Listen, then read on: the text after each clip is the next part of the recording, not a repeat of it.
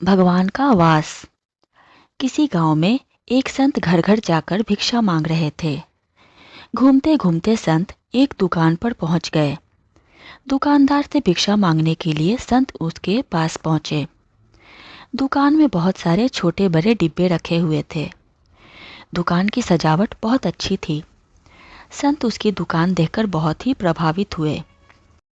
संत ने दुकानदार से पूछा कि भाई, तुमने इतने सारे डिब्बों में क्या क्या भर रखा है?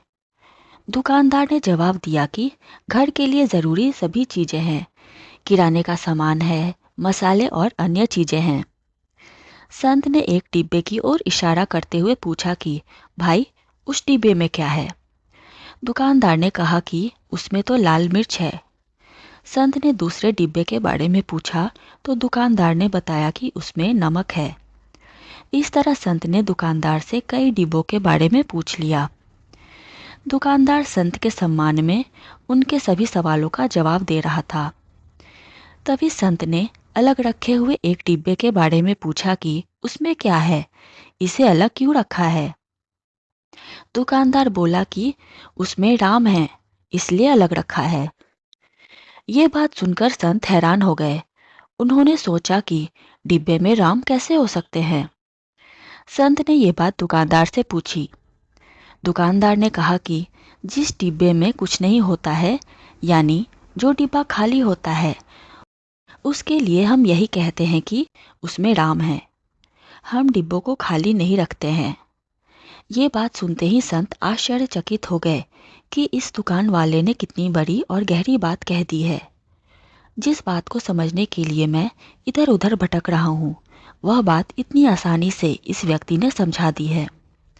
संत ने सोचा कि मैं तो भगवान की कृपा के लिए कब से भक्ति कर रहा हूँ, दर दर भटक रहा हूँ, लेकिन मैं बात नहीं समझ पा रहा था कि मुझे भगवान की कृपा क्यों नहीं मिल रही है।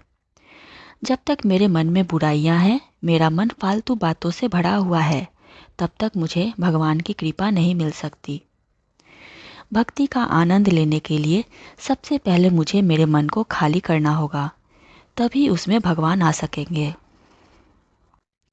प्रसंग का यह संदेश है कि अधिकतर लोगों के मन में गुस्सा, लालच, मोह, घमंड, दूसरों के लिए जलन और गलत विचार जैसी बुराइयां हैं।